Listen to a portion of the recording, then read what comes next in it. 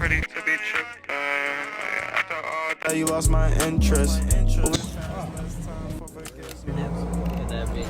Money, my business. They're the same nigga from the south. Pack moving in by the house, in and out. Alright, what's going on, everybody? We're here again, episode 2 of the Proper Mindset Podcast. I'm here today with Nightkidenvy and the owner of the LUVR clothing brand. Yo, shouts out, my boy. Yes, sir. Alright, so we're just gonna, today pretty much is gonna be basically just going throughout how everything started, bro.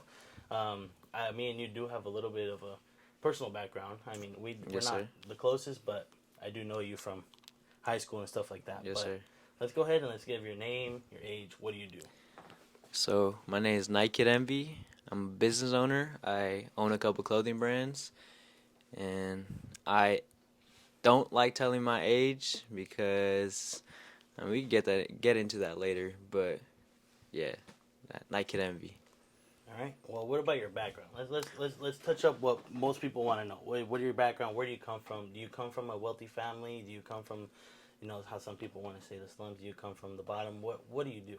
Yeah. Well, I can't sit here and say that I came from the slums because I didn't. I'm not gonna sit here and lie, but I'm not gonna sit here and tell you that I came from a rich family either. I've always been like, I've always had food on my plate and I've always had a roof over my head, and I feel like I can't complain and I can't say anything other than that. Like, I did live in like a small house before, and I grew up in whatever you want to call it. I don't even want to call it the hood because I wasn't involved with any of the politics or anything. I was just there, and I've always had loving parents and never like anything tough, but I've have gained experience from like living in those situations, but I took it the right way. Other than that, yeah, I wouldn't say I came from anything tough, but definitely didn't come from. I wasn't silver spooned for sure. Everything I've done is all myself, 100%. That's good to know. Yeah, and I mean, it's honestly amazing to see what you've become. Like I said, you, bro. I did know you previously, but especially for somebody at your caliber right now, it's just amazing to see that you've actually you've grinded and you've left some of those years behind just to be able to be where you are now. And it's probably not where you want to be, but you're still striving to be better. Absolutely, yeah. So now let's touch up on what you do exactly. So you said you have a couple clothing brands. You are an artist. You like to sing. What inspired you to do that? Why did you choose that field of work or those things to do instead of say working a 9 to 5 or going into construction or something like that? Yeah, for sure. Man, well, there's a lot that goes into it for sure, but I feel like I've always been like a super creative person. Yeah, like ever since I was like really young. I've had like the earliest memories of me like drawing. I used to draw like when I was really young, and I used to sit here for hours and try to learn how to draw like any little details. I always felt like I've understood the fundamentals of like trying to learn the extra mile even as a young kid. And I remember my grandma telling me, "Hey, I don't know what it is that you're gonna be, but you're gonna be something like with creative work or some kind of an artist." And I never really like let that sink in till I was a little bit older, and I was like, "Hey, like I do want to do something with that," And I was already in high school when I started realizing that. And I feel like the fashion industry and music and all of that right now just caught my attention because you can do a lot with it, if that makes sense. Yeah. Like you can change the world if you want to. Like you can genuinely like touch people emotionally, like physically by putting a piece of cloth on them, that's gonna make them leave their house confident and feeling themselves, and now they're having a better day because of you. The reason I got into it is just because I've always been surrounded by it. I've always paid attention to it, and I've always felt like I can dominate that area, that field. Yeah. So yeah, that's definitely why. So would you say that's pretty much what inspired you, or do you have like a whole new reason that, like, do you have like a different inspiration where it came from, or would you say your creativity is what kind of pushed you that way? I feel like, well, there was a lot of people that inspired me for sure.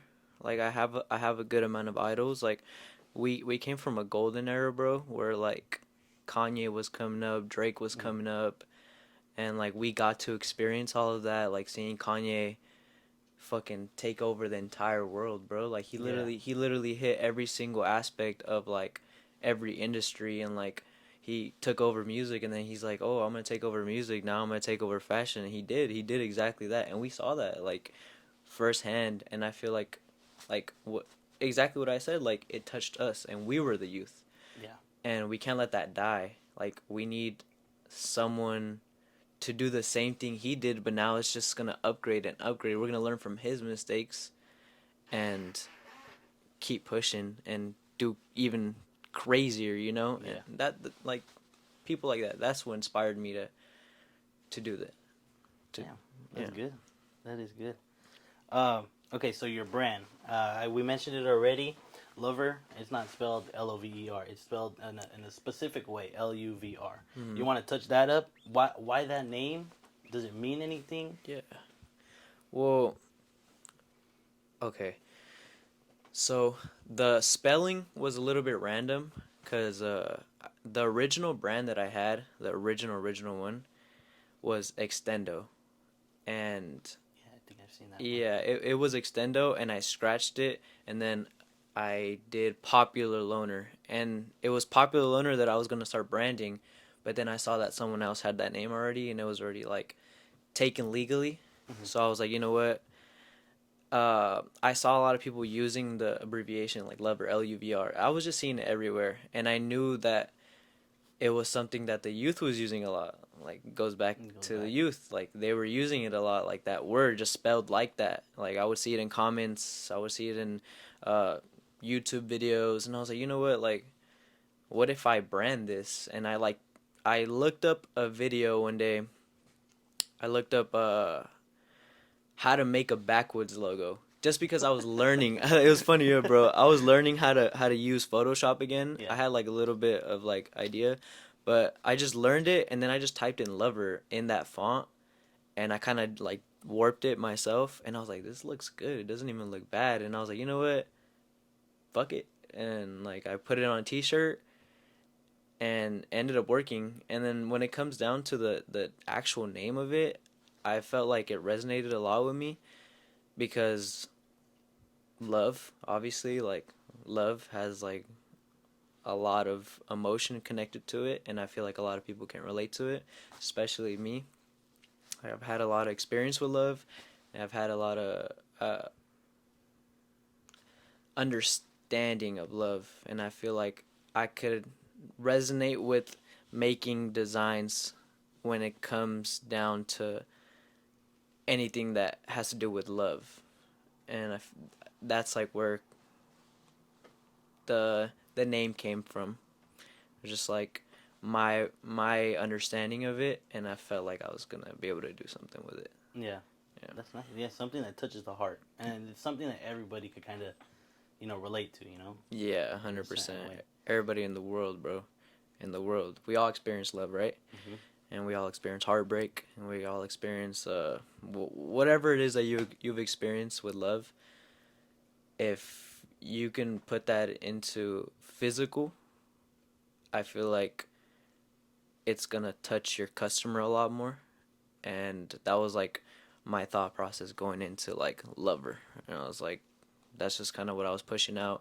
Like you ever see like pieces that I drop are a little bit dark or something, it could represent like heartbreak, something to do with love, or like Yeah. something like nice and shiny. It's like, oh, this is love, you know? Like Yeah. that's kind of how I like went with it. Nice. Yeah, it's great to see where it's gone to. And like I said, I didn't know. I don't know if I said it here, but I didn't know of pretty much anything before. I've seen. Oh, I'm sorry. No, it's okay. It's okay. I've seen some of like the stuff. Like I think I've seen some of the extendo stuff a while back. But again, like I said, what I know you by, or like what I know that you do, is your lover clothing. Yeah, And I feel like that's just a staple to who you are, who Nightkidenvy is now. You know. for sure. Yeah. So it's really cool to see that. But does it stand for anything? No, we already went that. Yeah. But it's not like an abbreviation for anything. It's just It's not an abbreviation for anything. It's just simply lover, love. That's all you gotta think about when you think of lover. You think about love and emotion. That's what it is. Not abbreviation. nice. So like an emotional contact. Mm. Okay, so we'll go back to this in a bit. But looking at your Instagram and the clothing brand and stuff, you see some pretty big names up there. Mm-hmm. Some people, some familiar faces. Who was one of the first people like with a big name to ever wear your clothing or want to wear your clothing? Ooh. There's been so many people now that like it's really hard to pinpoint who was the first one. But I'll tell you who the first person with a name ever. Like the reason Lover is Lover at all is because of shout out Cozy Dior, a TikToker back then. He was popping. He's not making TikToks anymore. But he was just like a fashion influencer. He was a TikToker. And one day I was literally at work at my 9 to 5 job, and then I saw a bunch of people following me. I was like, what the hell? Like I don't even think I was at 1,000 followers yet. Like I was like 500 followers. Mm-hmm. And I asked one of the kids that followed me, I DM'd him. I was like, hey bro, like why are you following me? You know, like where are you finding? He's like, oh, TikTok. I'm like, TikTok? I was like, what do you mean? I wasn't even on TikTok yet. And he was like, yeah, bro. And I was like, can you send it to me? And I clicked on it, and the video had like 20K, I think, at the time when I clicked on it. And it was like a top 5 best clothing brands out on Instagram right now. And I was put in the same category as like the Outsiders, like YL, and then it was me, and then I forgot the other two, but they're big name clothing brands now, and I was put in the same category as them, which was crazy to me. And I was like, so that would be like the first guy that like had a name. After that, it was kind of like Bando, Thousand Band Mike. I don't know if you know who that is. He had like one of the biggest like trends on TikTok where it was like the guy who cheats on his girl and then versus the guy who like it was literally like one of the biggest trends on TikTok at a time. He was showing a lot of love. Like he still to this day shows me a lot of love. I've literally like blown him out. Like we've like linked up. We've stayed over at each other's cribs for weeks upon end. Like he's super super cool. And other than that, it was a lot of the underground. I used to catch people before they blew up. That was kind of like one of my secrets. I'm giving you guys sauce right now. This is straight sauce. I'm not gonna lie. This is $1 million sauce right here. But I remember one thing I'm really good at is reading people and like knowing when someone's like about to blow up or like actually doing something and applying pressure. And I used to catch kids like that all the time. Like there'd be 1,000 followers, and like I'd hit them up, hey bro, you want some free clothes? Yeah, bro, for sure. I'd go ahead, send them some clothes over. They'd wear it. A month later, they were blown up on TikTok, going on Instagram. It was a bunch of the underground kids, like Baby Santana. It was Che, my boy Zoku, SSG Kobe, like all those guys. Like some of them didn't even wear my shit, but just the fact that I had that network with them, that connection with them. A lot of kids like that. Did you ask who was the biggest? Not yet, but you can say it. Okay. I was probably gonna ask that later on. Okay. Well, as of right now, and this is pretty recent too. The biggest person that I've like networked with and like talked to and like gave him stuff is probably Trippy Red. Like Trippy, and it's crazy, bro, because nobody even knows that, and like I'm cool with all of his friends. I'm really cool with K Suave. I got a connection with K Suave's engineer. He's the one that got me connected with everybody. Like I'm cool with D Savage and like all those boys, like all those LA guys. But the guy that really he hasn't even put it on yet, by the way. Trippy put that shit on. Um, I met him. I pulled up to one of his studios and I got introduced to him and stuff. Shook his hand and like it was crazy, bro. It was like a dream come true for real. Cause one of my idols is, well, I think my biggest idol is it's got to be X. Like I honestly, and I should have mentioned that too earlier, but like he's one of the big reasons I started my brand too. Is because X, and seeing Trippy in front of me and like shaking his hand and like giving him a hug, it was like crazy. It's like surreal, bro. It's like, and I didn't even document anything because I wasn't allowed. I was literally just allowed to go in by myself, and that's it. So Yeah. so that was literally like one of the craziest things that's happened to me recently, and one of the things that made me realize like holy shit, this shit is possible. Like I gave him a piece of clothes, like In his hand. yeah, in his hand, and I was there with him, and I was chilling with him, like sitting there with him. It wasn't like, oh, here's a piece of clothes, now I'm leaving. No, I was like, here's a piece of clothes, sit down, let's chill, let's talk, talking to all his friends, and like literally networking, just like Yeah. Just building yourself yeah, up, building yeah, your yeah, 100%. Yeah, that's like some of the people that I've worked with. At the top of my head right now, I can't even think of everyone. There's been so much. Like David was another one. D4VD. I gave him some pieces, and before he blew up, he was at like 1,000 followers. Now he's at like 600K verified. Yeah, it's insane, bro. And like, yeah, that's that. Those are some of the people that I've worked with Damn. right now. Yeah, still got some more stuff with Trippy too. I'm still waiting on a response, but I should be linking with him again and getting some shit in. That's crazy. Well, I want to ask because these rappers usually just walk around with security and stuff. But was it scary, like walking up to the building and you have like all these big dudes around you, or how is it? I don't know Bro, if you're allowed to share, but yeah. No, I could definitely share. Was it scary?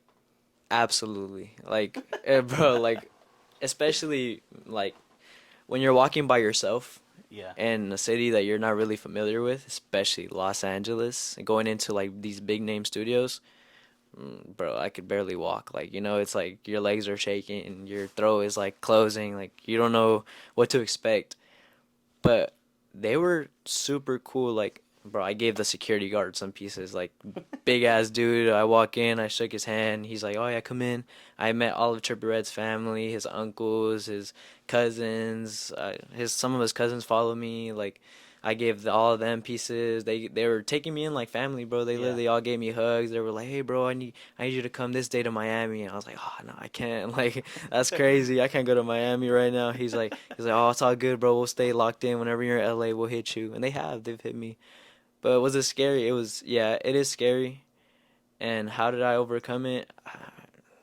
It's something you got to do, bro. When you're in this business and you want to make a name for yourself, you want to make an image for yourself, you have to say, "Fuck it, bro," and just go for it. Cause just do it. if you're too scared and you back out of something and you lose an opportunity because of it, then that's on you. Yeah, You have to just go in for it. Anything you do, just do it. Sounds cliche, but it's true. yeah, like Nike, huh? Yeah, like Nike, exactly. So, well, you kind of touched that up, but you're still in contact with some of these people. Like, is it more than just a business kind of connection? Like Always, always. That was always my one of my. That was always one of the things I lived um, to do, was to have more than a business. There is some people that I have business connections with, but honestly, if I do have a business connection with them, that's because of their ego. Like, Yeah, that's something that I'm not gonna say who, but I've met a lot of like famous people, and I'm not even gonna mention their name. You can look at it. I have some of them posted, but there's people out there that will ego you, and like they're not even that big, and you go into their crib or to give them pieces, and they'll look at you and they'll be like, they'll just throw it, like shoo you away, and they'll be like, "Oh yeah, here, thank you, bro, you can leave now." Like, I've had that happen to me before by like big name artists. Like, I could be a dickhead. I'm not gonna lie. I can be a dickhead and go on TikTok and expose them for it. I have it all on video, but that's something that why would I put that energy around myself? You know, I'm just gonna separate myself, and when I am up, I'll just give them the same energy. You know. Yeah. So, what was the question again? No, it was just if it was more than a Oh business yeah, yeah, connection. yeah. That was yeah. Yes. Yeah. Oh, always. My bad. I got No, like you're good. I got lost. Yeah. It always is more than a business connection. I try to become friends with them. I always try to become friends with them because I understand that that can take you a lot farther than a business connection. And with friend comes another connection, and then with another connection comes another connection, and that's how you Hmm. grow. That's how you grow your network. Yeah. That's honestly like it's inspiring to hear that, just because like I said, since I do know you, like you know these people, and it's like you would never know. You're just walking down the street. You don't know that this guy walking down the street knows Trippy Red, is in contact with A him, or hundred like, percent. or is somebody like just that has a name. You know, Yep. it's just crazy to see how much of that is around, and just that you just don't know. Yeah, 1,000%, bro. It's crazy. How far along were you before you kind of went full time into doing this? I know you said you had a 9 to 5, if 9 to 5 before. I don't know if you want to touch on that, and then just kind of explain how you transitioned into being a full time entrepreneur. Well, okay. When it comes to business and a business that you're starting by yourself, especially young, you're gonna make a lot of mistakes. A lot of mistakes, especially when you have no idea what you're doing. You don't know how to manage money. You don't know cash flow. Like you're, when you're as young as I was when I was making money, I didn't really understand the concept of cash flow and capital and all that. So I had a 9 to 5 for like probably a year after I started my brand, and then I quit. And after I quit, I was chilling for a good while, but I Hmm. also made my mistakes when I wish I should have kept my job, and I should have kept it for a little bit longer than I thought, because as a young entrepreneur, you have to understand that you need capital, right? You need to fund your business. Hmm. And if you're constantly taking money out, especially when you don't know how to manage money, you're you can kind of mess yourself up. And that's kind of what I did in the beginning. I kind of like I was making a I'm not even trying to say not trying to sound cocky or anything, but I was making a lot of money in the beginning. Like I was making a lot of money, but I was also taking out a lot of money, you know? Spending it. Like I would make 12,000 a day and I would spend 8,000 a day because I had ideas when I should have organized everything, organized the ideas, organized the profits, and I didn't do that, which led to me losing a good amount of money, obviously gaining it all back, but at the time losing it. And there was times where I needed a 9 to 5. It took me a year. I had a 9 to 5 after, and I've Hmm. worked for the capital for the foundation again. But if I can give anybody some advice, is keep your 9 to 5 until you're making 10 to 20,000 a month, and then that's when you're like, okay, like I'm comfortable now. Now I can use this as leverage for a foundation and capital, and now I can turn this 10 to 20 into 60, 60 into 100, 100 into 2, you know?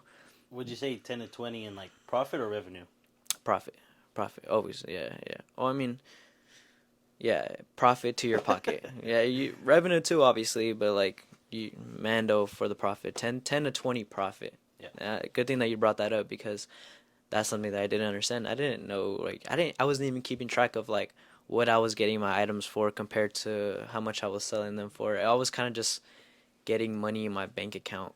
You know, It was just working. it was just hitting, hitting, hitting, hitting, and It I was was a like, money oh glitch. shit, yeah, literally a money glitch, and it was just spending it, and I didn't know what I was supposed to do. Now I've learned a lot, and that's I feel like that's why I'm so good at what I do now, because I've made the mistakes, and I feel like it's good that you're talking to me now because I can teach people the mistakes and teach them how to not Do that. go through the same path Yeah. as that. Yeah. Exactly. And there's no better person to learn from than somebody doing it themselves. 100%. That's why I want to do this. That's exactly why. 1,000%. Hearing words coming from the man himself is like, you're speaking to Jesus when you pray. Yeah. No That's cap. probably one way to put it. Yeah, But 100%. okay, so you had your 9 to 5 and everything, and then you did explain how you kind of did mess up with your money and stuff. But let's talk about like failure and like failing completely. Were there any times where you kind of like dropped something, it didn't work out, or were there any times that like you just failed so bad that you wanted to quit, you just wanted to be over with, or? Absolutely. Absolutely. I had a point in LUVR where I was doing so good that a bad drop seemed impossible, and that's exactly what happened. I had like, I think it was like my fourth ever drop, where I was dropping a lot of things. It was a whole collection, and I decided to work with a new manufacturer that drop, because he had a lot of, that manufacturer was working with big names, and like had a lot of good material, and I was like, you know what, I'm gonna give him a try. And at that time I was doing pre-orders, and if for anyone that doesn't know what pre-orders are, it's when you buy something, and when you buy it, it starts getting made, so you have to wait a little bit longer than if it was pre-made. Pre-orders, like, you buy it, it starts getting made, it gets to the seller's house, the seller ships it, and it gets to the customer. I was doing a lot of that, and the whole drop was pretty much pre-order, and I had a lot of orders. I literally had, I think it was over like 400 orders that dropped. Damn. Yeah, it was crazy, but it was two pieces specific. It was a white zip up and sweatpants, and those two got delayed really, really, really bad. Like, the manufacturer, I guess, had a material shortage, which is bullshit. He was just slacking on it. But I had customers waiting like months and months, and I was like, I had to update him. I was like, hey, like this isn't my fault. Like, I apologize to everybody. Like, your pieces are coming to you, and that led to like me having to cancel a lot of orders. I literally had to cancel like over 100 orders, and that is a lot of money. Like, that's a lot of money. Like, and it was really bad, the whole situation, and I had to kind of back off for a little bit. So that was something that I learned from a lot too. Like, it was a really bad drop. I lost a lot of customers because of it. I lost a lot of social, what's the word, like, I just lost a lot of people like trusting me. Basically is what I'm trying to say.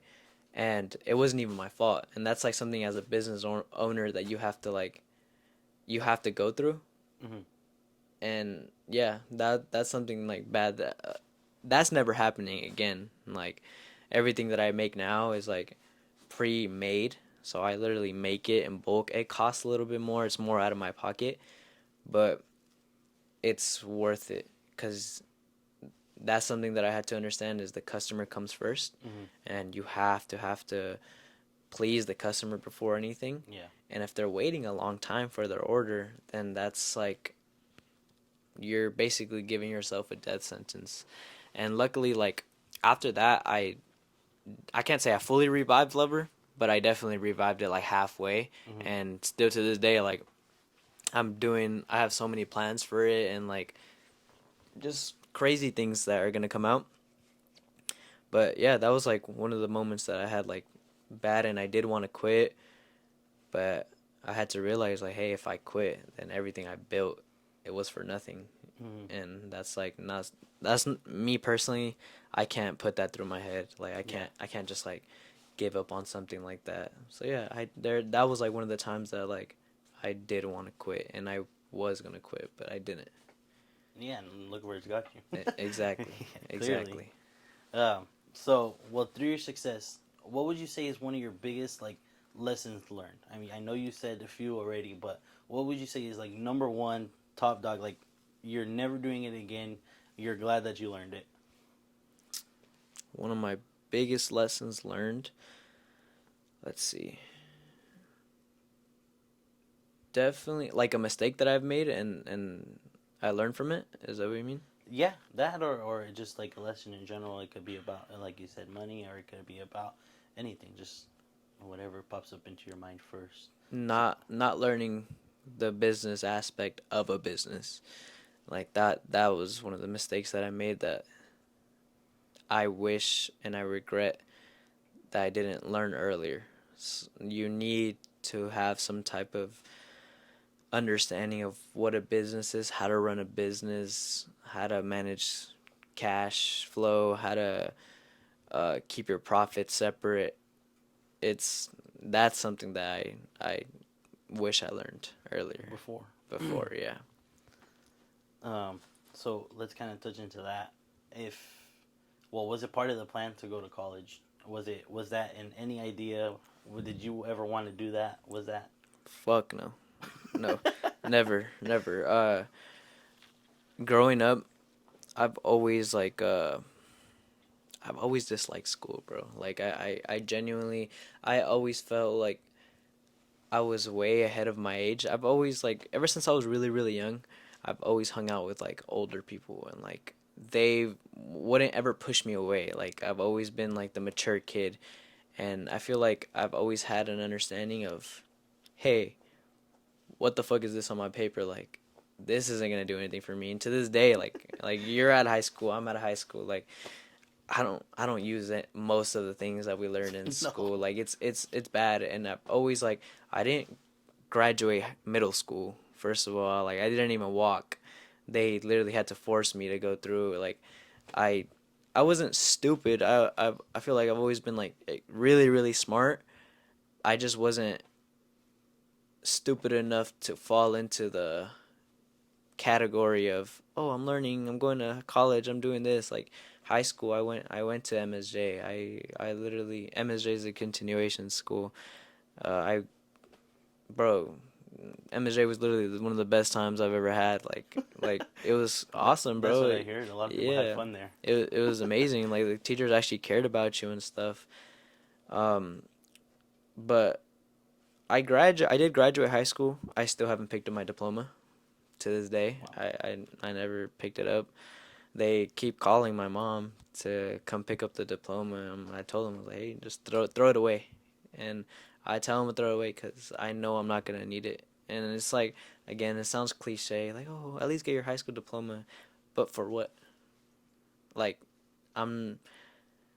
It's gonna be like a piece of paper that I'm gonna be staring at, or that my parents are gonna be proud of me for. Like, no, I don't want my parents to be proud of me for a piece of paper. I want my parents to be proud of me for buying them a house or to paying off their mortgage. Like Mm-hmm. I don't care about if I have to go into a job and give you my high school diploma to work that job, then I don't belong at that job. That's just like the way I see it. And college too. Like I don't like the system. If you want to be a doctor, you want to be a lawyer, you want to do any of that, for all means, go to college. We need them. We need those people. I'm not going to sit here and say, I hate college. I hate college. For me personally, I'm talking out of my experience. For what I want to do, I don't think college is necessary, especially with the day and age we have. We have the internet. Like, if you really want to, like, you want to sit down and learn a skill, you can go on YouTube and look it up. And then, Mm-hmm. even if it's not on YouTube, there's paid softwares and paid courses that you can genuinely learn, like, behind the scenes stuff. Mm-hmm. And on top of that, like you have your brain and the power to speak to other people and network. And when you network, you learn a lot. Yeah. And some things that they don't even teach you in college, you'll learn in the street. Talking to someone who's like kind of like what you're doing. You're interviewing people and you're getting that experience. I do the same thing when I go talk to people. I go talk to Trippy Red. Like I want to go ask them like, hey, how did you get to the point? And then now I know that knowledge and I have that and I'm going to implement it into my life because it's things that the majority doesn't know and now you know, and Mm-hmm. you won't learn that in college. You won't learn that in high school. So, yeah, the college was never in my ideas, my future. Just wasn't.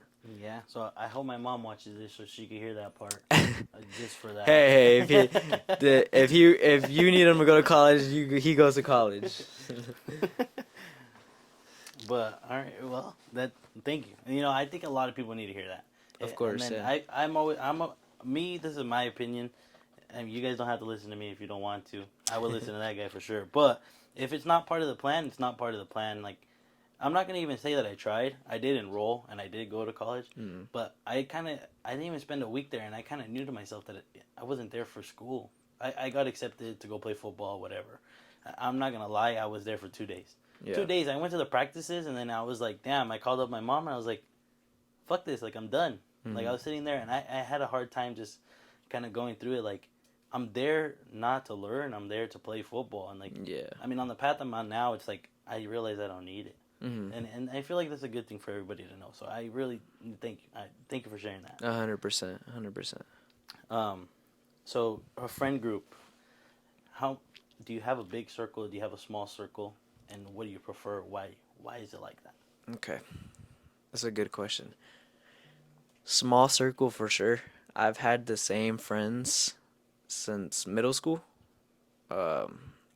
We've been friends since we were literally 12 years old.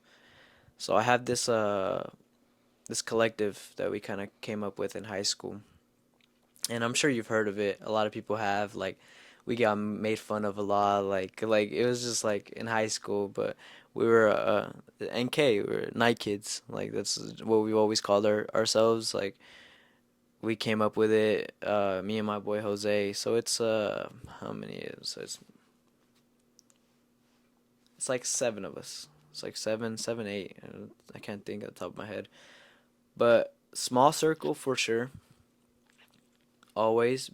Just because I feel like as men, you have to work with other men in order to grow an empire. You can get far by yourself. You can get so far by yourself. You can do it, and you'll be the biggest artist, whatever you want in the world.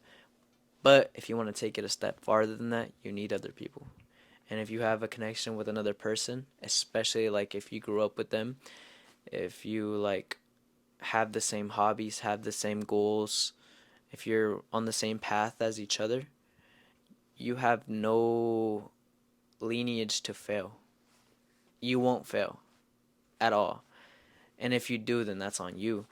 But if you have like-minded people around you, you ever heard the saying, you're a product of your own environment? Yeah. It's true. You're a product of your own environment. If you have people who are constantly doing the same bad habits, you're gonna fall into them eventually.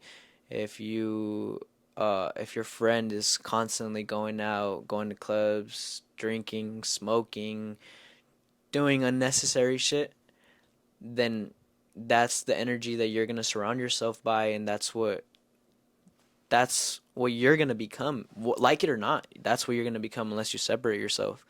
But if you hang out with people who are constantly waking up, like, hey, bro, let's get something done. Let's go work on this. Hey, I have this idea. Like, let's start this. Let's put our money into this. Like, you're gonna succeed. You're gonna grow an empire. You're gonna. Think of it as like a tree, bro. Like, you're growing. You have one branch. You have another branch. You have another branch, and the leaves coming out are the ideas. And you have all these ideas of all these different people, and it's just like expanding, and now you have like a world that you guys created yourself. Yeah. And you can take networking so far because, for example, Jaime, my friend Jaime, Nightkidenvy, he has a connection with someone, and they see my stuff because of him, and they want to do business with me. It benefits both of us, right? Because we're in the same group, and it's like I said, it's just gonna branch out. So small circle is something that I always recommend, and I'm not saying don't be nice to everyone else. Like I mean, don't be mean to everybody else. Like when you, a lot of people I have a small circle, I don't fuck with anybody else. Like I think that's stupid. Like you should be positive with everybody else, be in good terms with everybody else. Everybody. I don't care if it's your worst enemy, bro. You have to stay positive with them because you never know. You never ever know, bro. Like you need to be cool with everybody. Yeah, and that doesn't mean be best friends with them, but hey, bro, how are you doing today? Respect, mutual, goodbye. And that's it. And with your close friends, like do what you got to do with them. Yeah, small circle for sure. That's good. Yeah, I've noticed you guys all kind of have the same name on Yeah. Instagram, same Instagram handles and stuff like Mhm. that. Well, we're kind of going towards the end, so there's the last couple questions. Mhm. But one thing that shocked you the most throughout your journey, like just something that just kind of like you've seen it one day and you're like, damn, like kind of like I made it, or like, damn, I didn't expect this to happen. Mm. Well, you know what? I can't sit here and say I'm like huge, but I know I'm gonna be huge, and this was one thing that like kind of clicked in my brain. Hey, bro, you're doing something right, and you're going on the path to doing what you want to do.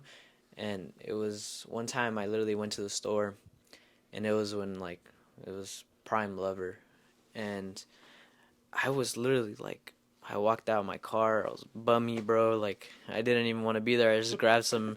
I don't remember what I grabbed. I just grabbed some like an energy drink or something.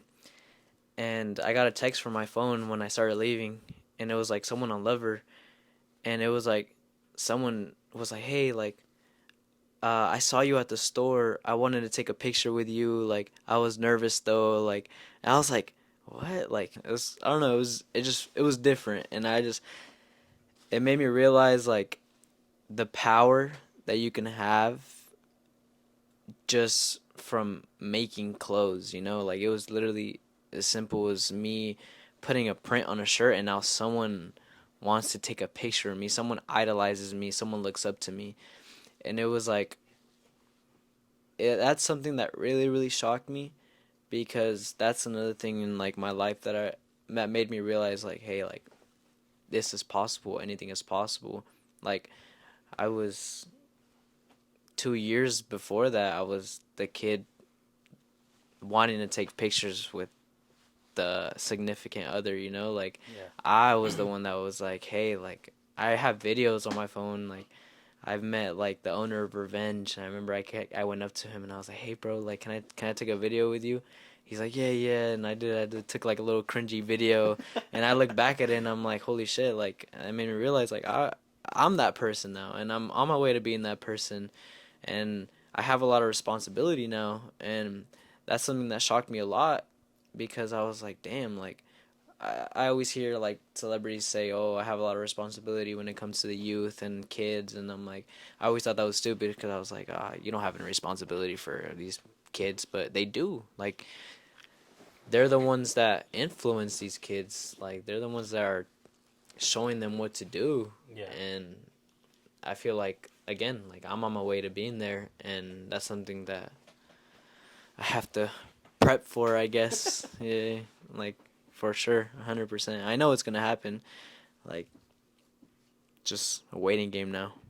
So, well, when you were in the store, were you wearing any of your clothes, or did this person just kind of notice you by your pictures on your Instagram, or? Honestly, I don't remember if I was wearing any of my clothes that day, but I do know that I think I had barely like, cause I never told anyone I owned Lover. Like it was always just like Lover. It was a Nightkidenvy behind it.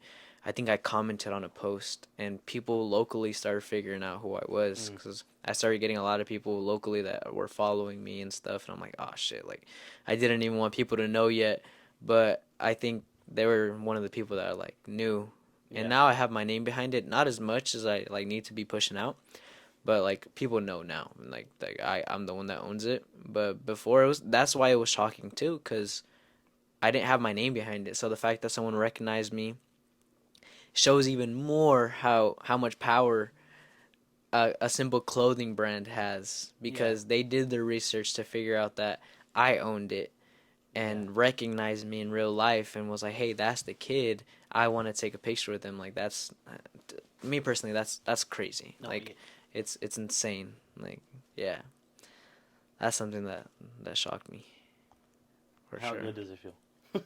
On a scale to 1 to 10, infinity, bro. Like it's it's cool knowing that you have other people that genuinely fuck with you.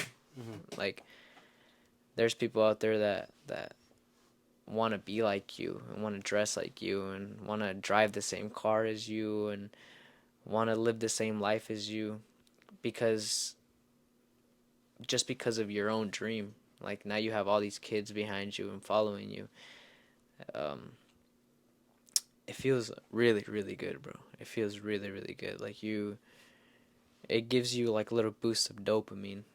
I'm not gonna lie. Like you're just like oh, like I'm really doing it, you know.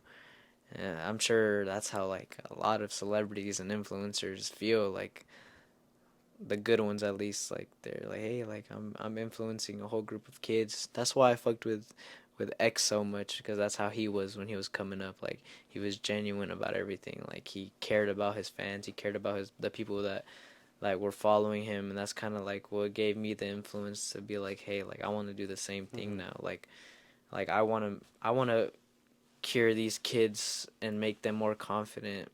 Like at first it was I put a print on a shirt and sold it, but now it's I want to make the hoodie fit exactly like this, so when you walk out, like you feel good about yourself, and kind of gives them the lineage to go talk to that girl, to go fucking do that presentation, to and it can change their life, you know, it's yeah, that it feels good. It feels good. Especially for guys, you feel like you rule the world when you feel nice, huh? Yeah, for sure. You get a haircut and you feel like you're a top dog. 100%, 100%. And I'm not even trying to just like target guys too. Like eventually, like I want to target like women too. Yeah. Like obviously, like guys were like my first priority, like getting their clothes out. But I also want to dwell into the side of like I want to get girls dressed too, like make them feel good too, and then that goes back to starting an empire. Like I'm hitting a different gender, and when you hit a different gender, it branches out. Yeah. Like so, eventually, like I want to be able to say, hey, like you walk into any like plaza, and someone has like one of my pieces on, and then they're not just wearing it because it's like a trend. Like they're wearing it because they look good in it. Yeah. You know? They feel good. Yeah, they feel good. They look good in it. They have an emotional attachment. Like, do you have a favorite shirt? Yeah, I do. Yeah. Do you have a favorite pair of pants? Yeah. Favorite pair of shoes?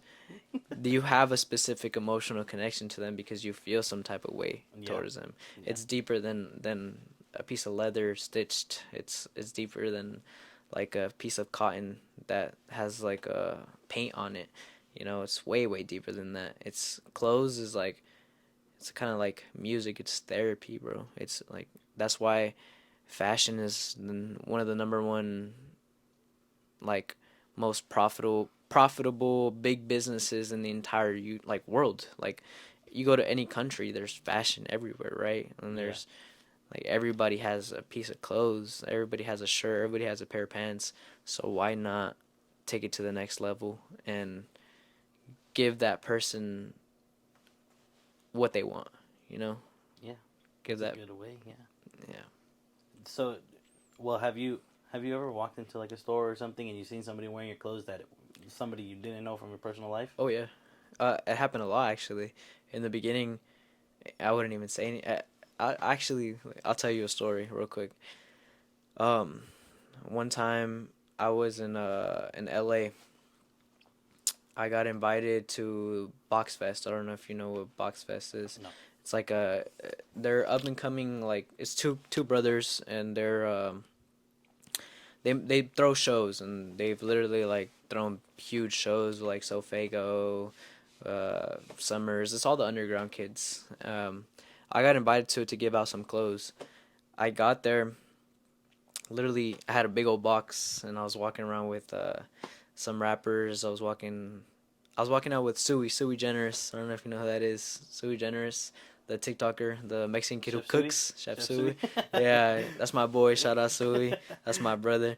Uh, I love that guy. yeah, I was walking out with him, and literally like walking down the line, I see two kids just randomly in line in Los Angeles, and they both have extendo belts, extendo chains, and they're just chilling, waiting in line. And I was like, "What the?" And like me and my friends look at each other and we're like, "That's crazy." Like I came up to him, I was like, "Hey, bro, I like your belt."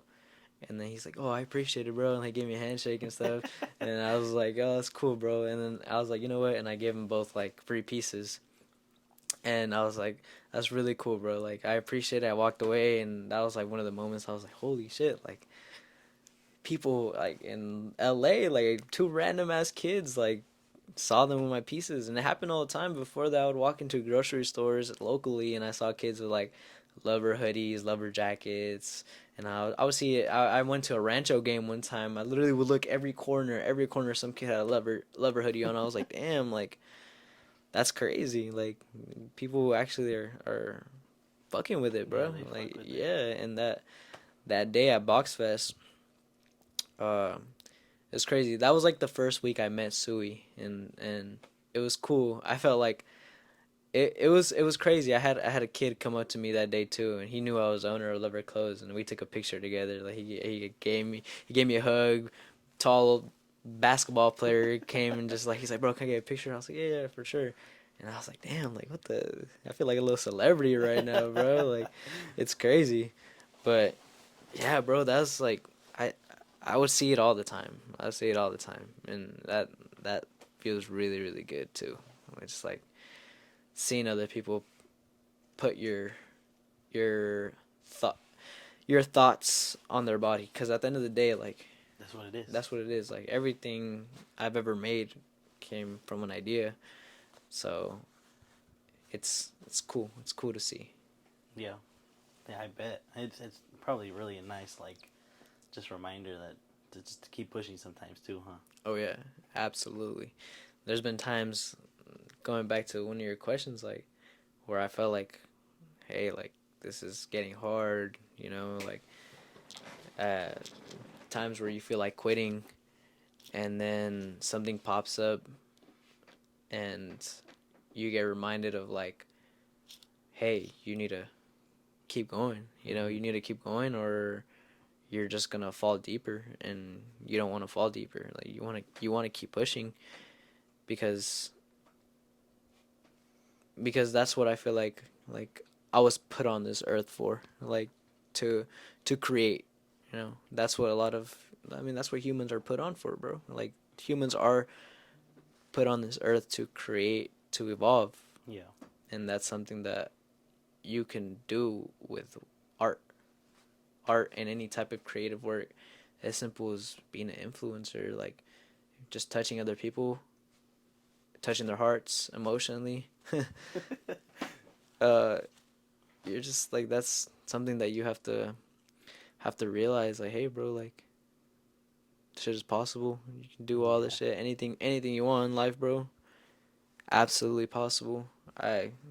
Went from I started my entire clothing brand with $200. Wow. $200. $200. $200, bro. I was working at Five Guys right here in Palm Springs, and I was broke. I was driving a beater. It literally broke down on me a couple months after I started my clothing brand. And during COVID, I was like, you know what? I'm going to try it. And not only am I going to try it, I'm going to do it. Yeah. And that's exactly what I did. I created a logo, went to the screen printing store, asked how much it was. He said $200. I was like, oh, damn, that's a lot. Nothing. It was nothing, bro. Like, I spent $200 and turned $200 into et cetera, et cetera. Like, it's crazy, bro. It's actually insane. If you put your mind onto something that you want to do, there's no way you're gonna fail if you want it. I don't care what it is. I don't care what it is. You want to rule the world, bro? You're going to rule the world if you want to. Consistency. Consistency, bro. Consistency. You got to look at the you got to study the greats, right? You have to like look at people like Drake. It's so cliche to say, bro, like bring up a name like that, like Drake or like again Kanye, the top of the top, right?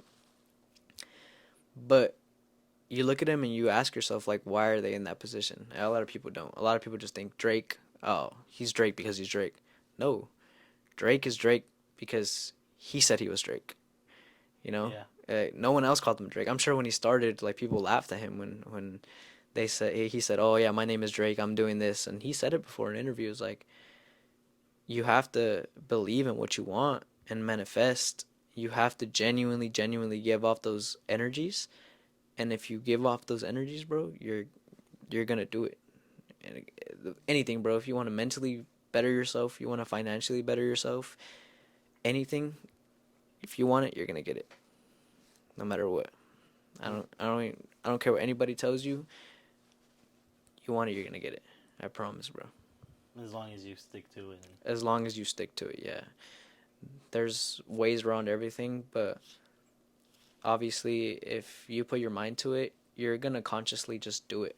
Mm-hmm. Like, I started LUVR with no knowledge, you know? It kind of just happened, and your mind adapts to everything. Like, again, to the mistakes. I made the mistakes, got better, and kept pushing. You know, I adapted to the negative and turned it into a positive. You have to do that with anything. Anything. So you pretty much just started out. You started out where we're sitting right now, or Where we're sitting right now. Yeah, this is my room. I bought this computer I worked with my dad at like a landscaping job. Like I was literally digging trenches for hours, like in the summer, bro. Like middle of the summer, you guys know it gets like 116 degrees out here. Like I was dying, and I worked for like 2 weeks at first to get my first check, and then I worked another 2 weeks, and I spent the entire two checks to buy this computer. I think it was like $2,000, and literally like best decision I've ever made in my life. Like this little piece of electronic, bro, like can make you anything. Like you can do whatever you want in this life just from typing something out. I started literally sitting right here. I told you before, like I looked up how to make a backwards logo, did that, put LUVR on it. That's literally what it is, bro. LUVR is a backwards logo. That's what it. LUVR is literally a backwoods logo that says LUVR and warped up a little bit. That's all it is, and the original one, not the new one. But yeah, bro. Like I eventually had so many. I didn't even have a label printer at first. I used to go to the post office whenever I had orders, and I used to write them one by one, their name, their address, and I would pay them right there. So sometimes I would have like 30 packages, and we would sit there for like an hour, just like putting everything in manually. And then eventually, I got the label printer, and then I started doing it from my own room, and then it got to a point where I had so much inventory that I had to rent one of my friend's garages out and start putting inventory in there. Yeah, and yeah, bro, I still have it. I still have inventory in there that like just like extra inventory that I still have there, bro. And I haven't even dropped in a couple months, and that's because coming back 2024, going crazy. We're going crazy 2024.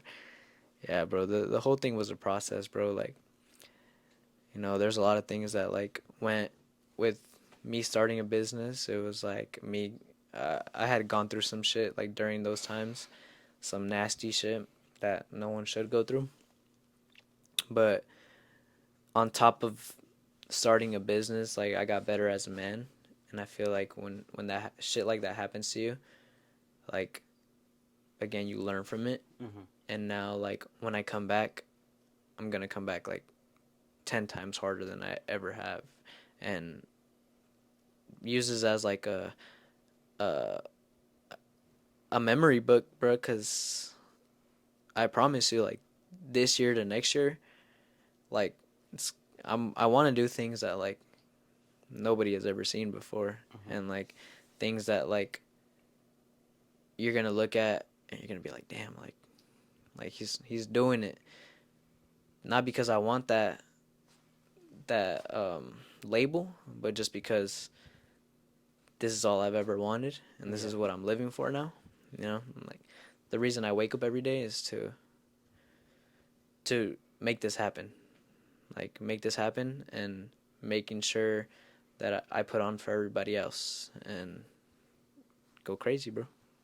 That's all it is. That's all it is, Nothing bro. to it but to do it, huh? Nothing do it, nothing to it but to do it. Exactly, 100%, bro. Gonna make this shit happen, bro. So let's talk about, if you're okay with it. Yeah. I want to ask, what's one of your biggest financial goals, and how has that changed from when you started? One of my biggest financial goals is to obtain a lot of assets, for sure. Not even just like in clothing, like to obtain assets to the point where I don't have to worry anymore about like where the next paycheck is coming from, you know? Uh Obviously my main asset would want to be the clothing brands. Like that's where I want like most of my cash flow coming from, cuz that's just uh I don't even care about the money when it comes to the clothes, cuz at the end of the day I'm just making clothes. But obviously it comes with money, and that's where I want like the main income. But other than that, I do want to invest in like real estate. It's a really bad time right now, but real estate, and then maybe opening up some local businesses. I won't go too into it right now, but anybody local will eventually see like what the type of shit that I wanna do. But I do eventually want to hit like, obviously, like want to become a millionaire. Like Yeah. everybody does, you know. Everybody. That's like every person's like dream, like becoming a millionaire. I don't even think of it like that, because I just genuinely know like eventually that's just gonna come. And like there's no like, oh, that's not gonna happen. Like that's gonna happen eventually. Like I'm just at this point I'm just waiting now. I'm waiting until it gets to that point. So my biggest financial goal is to acquire multiple assets at a young age. At a young age. At a young age. That's a big one. Yeah. That is a big one. That is really, really big.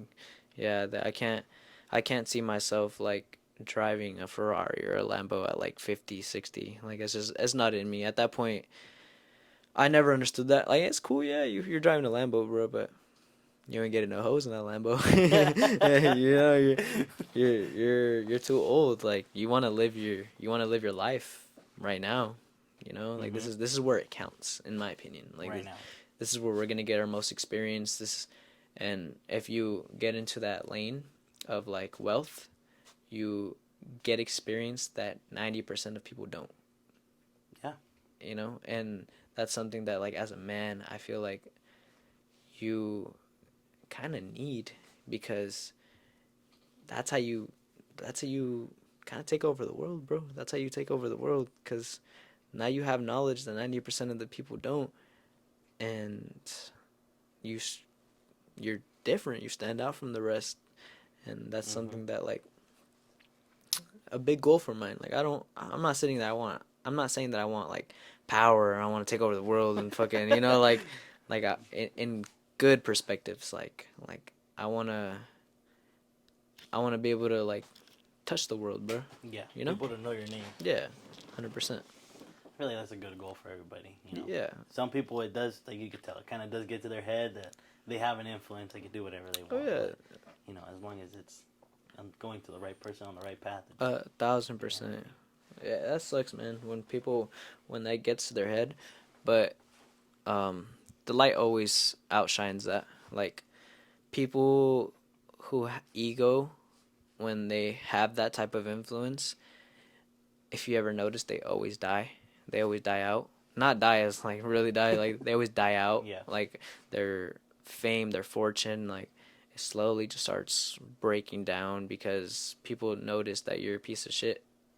When you're humble and you're genuinely a good person, it might take you longer, but it's more rewarding. Yeah. It's a lot more rewarding, and that's why people always say like hey, like if you stay like correct with positive energy, like it might take you longer than the dickhead who's pushing and pushing and pushing. He might get famous and rich faster than you, but it's a lot more rewarding for the humble person because now you have respect from everybody else and you won't lose that respect, and now you have a forever connection with your networks, with your people that are supporting you financially and all that stuff.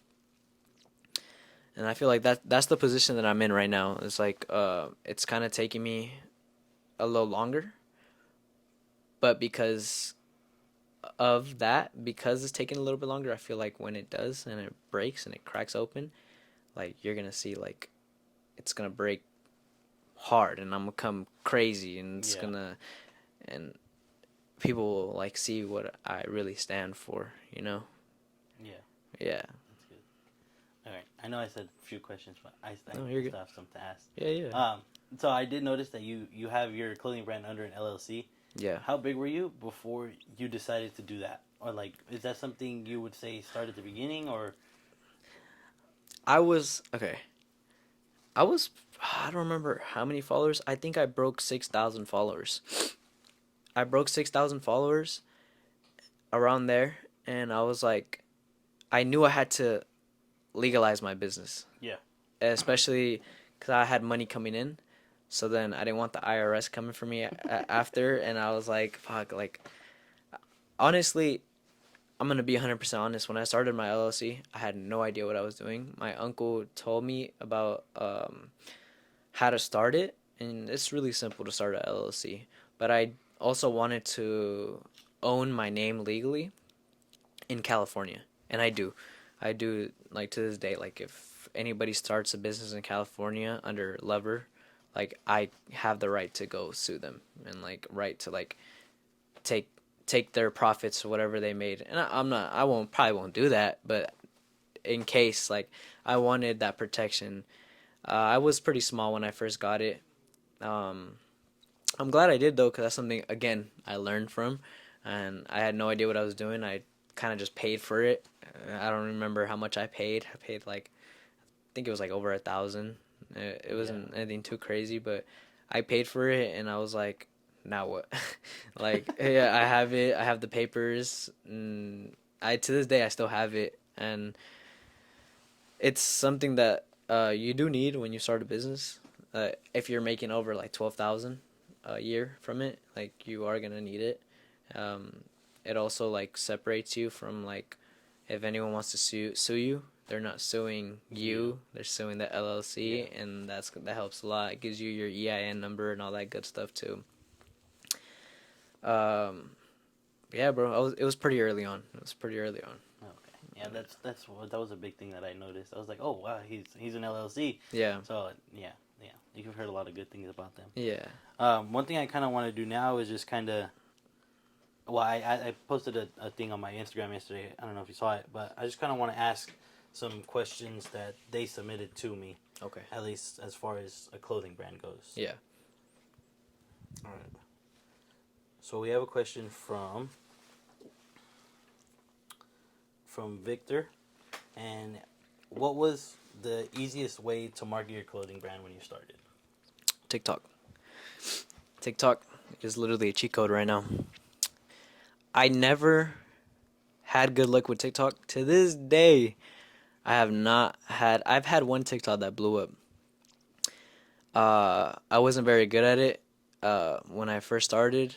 Even like I have plans with TikTok. Now I like understand it and I'm learning, and like now I'm just waiting to press go and start doing it.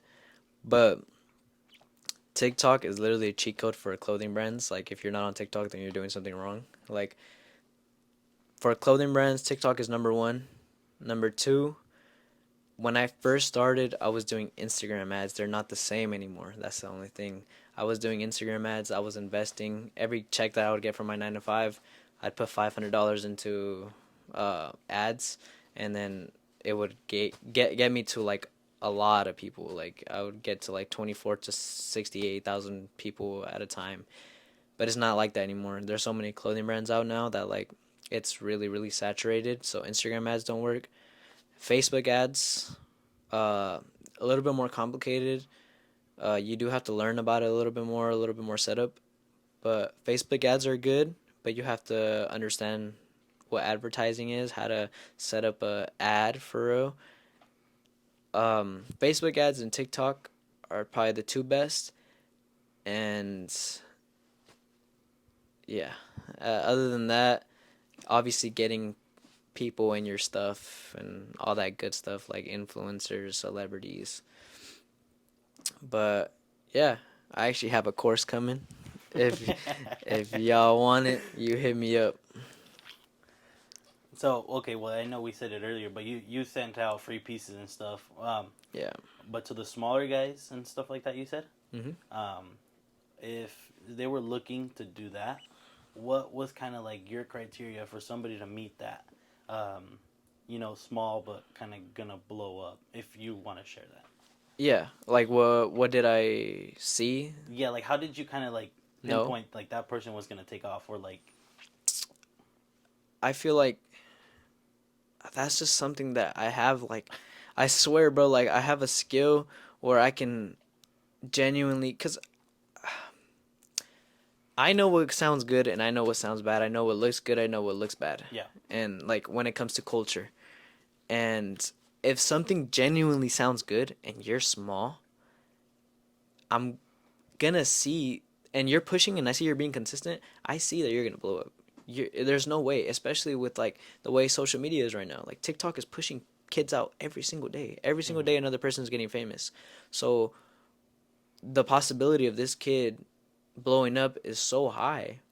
Like before TikTok, I would have not done that. But now that there's TikTok, like I know that it's possible. Like that D4VD kid, David, 1,000 followers, bro. He's literally a superstar right now. He performed at the Mike Amiri's show, like in front of Justin Bieber, in front of like, bro, like the biggest celebrities and the most known faces in the entire world. Like, how do you go from 1,000 to that in a couple months? TikTok did that for him. So I know when a kid has potential. I know when someone has potential, and when someone has potential, I'm not gonna say like I took advantage of the opportunity. yeah, Like, yeah, I definitely would give them pieces and be like, hey, bro, like, you don't even. I would tell them straight up. I'd be like, hey, bro, if you like it, wear it. If you don't, you don't even have to wear it. Here you go. And what I did in the beginning too, I used to make music back then, and a lot of the time, what I did was I would hit up artists and I'd be like, hey, bro, I'll give you some free clothes if you send me a free open verse. And they'll be like, yeah, I'm down. And I'll send them free clothes. And then they'll send me an open verse. And I'd literally use that open verse to, like, make music. And I never released it. But I have music with a lot of, like, known people. Like, and I just never, ever released it. So that's something that I would do, too. so you're just giving out clothes, looking at. Yeah, it's a little bit different now.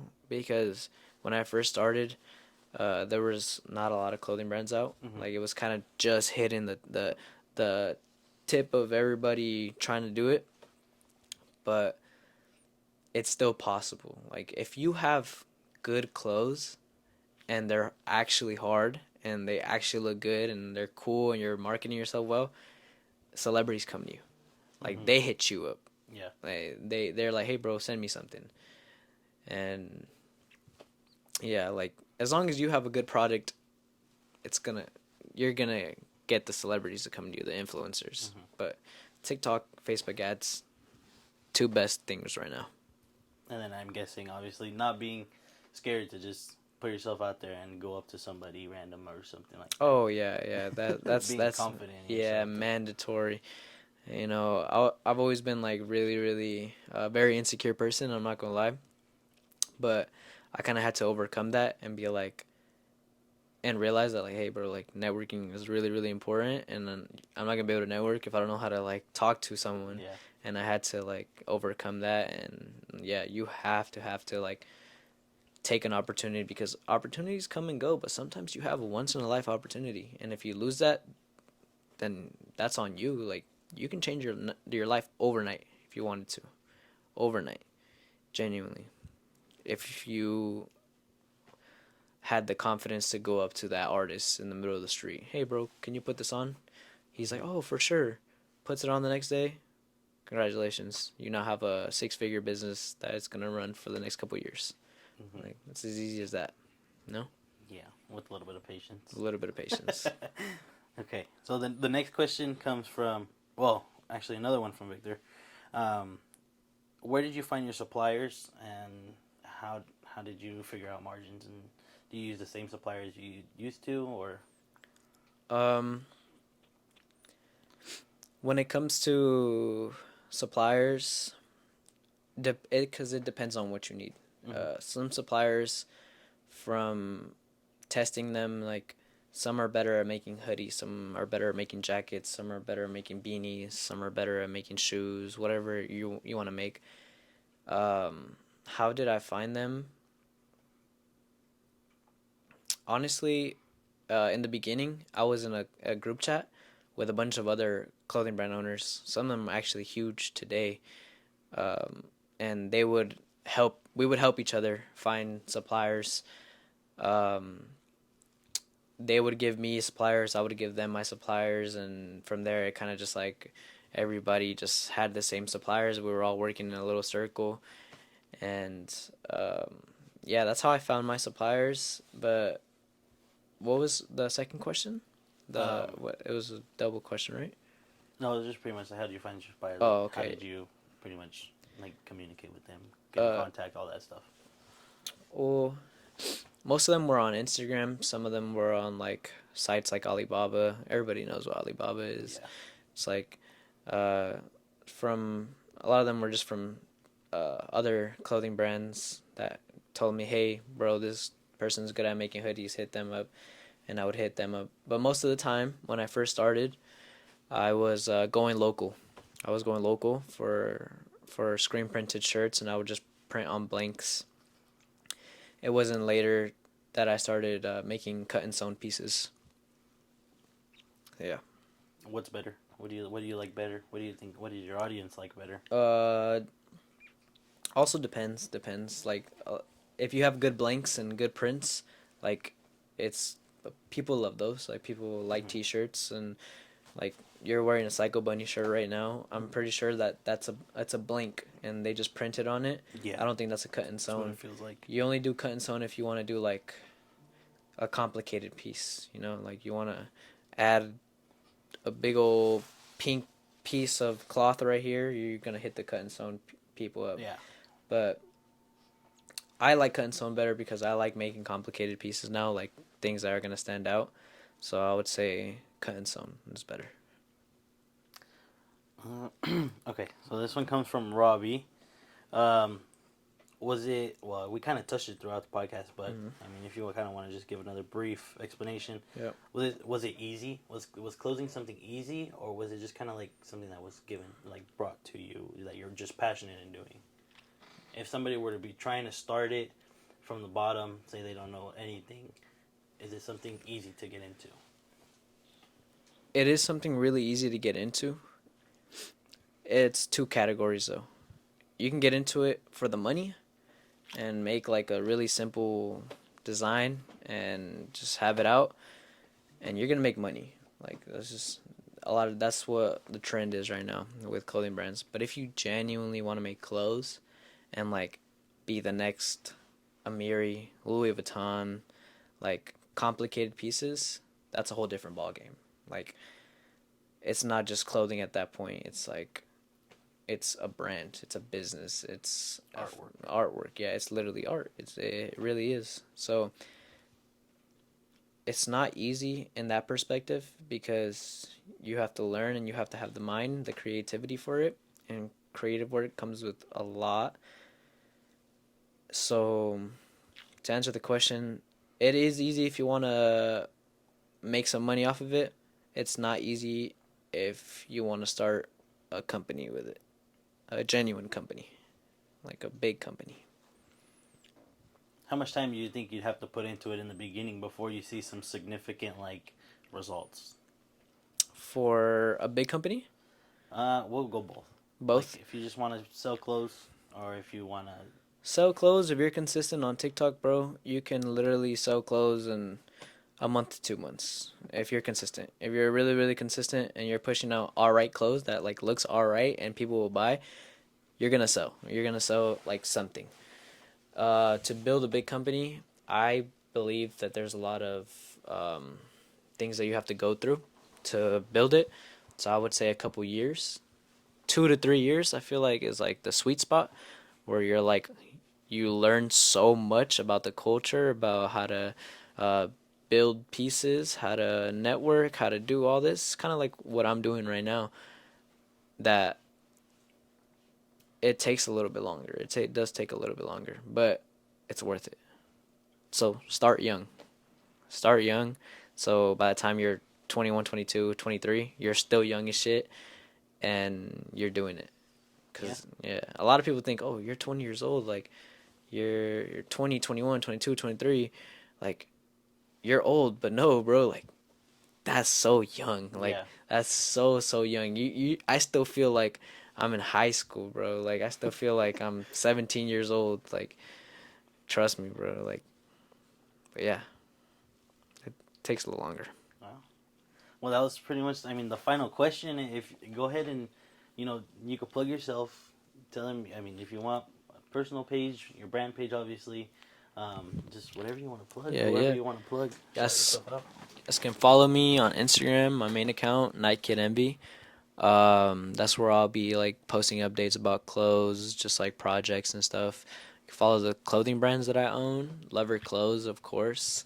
Extendo, EXXTNDO. That one has a lot of priority this year too.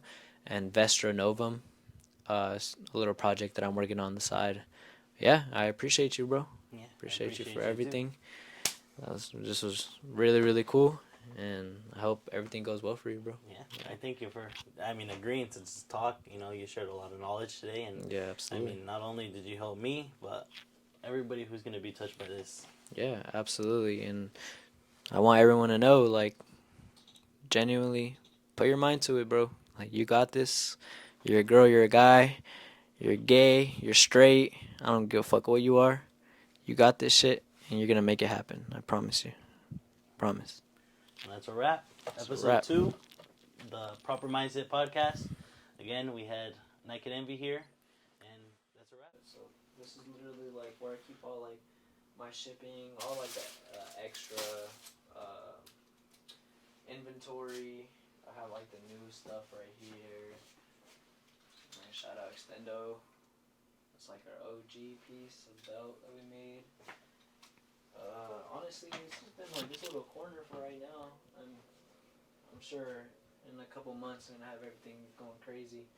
I'll have this full. Usually this is like boxes on boxes on boxes, but I cleared out everything the other day, and I kind of organized everything. But yeah, this is like where I ship all of my stuff for right now until I get my own crib, hopefully soon. And yeah, Yes, sir. yes, sir. It can happen just like that. He started out of his room right here, right there, with that computer, just on the chair. And again, he still has some of his stuff in the corner of his room, and that can happen just for anybody that puts their mind to it, that wants to do it, that's serious about it. Man, look at him. I've known him for a few years, and it's crazy. He's blown up like that, but it's just thought of consistency, the matter of consistency and patience, and just what you can do as long as you put your mind to it, as long as you believe in yourself. This is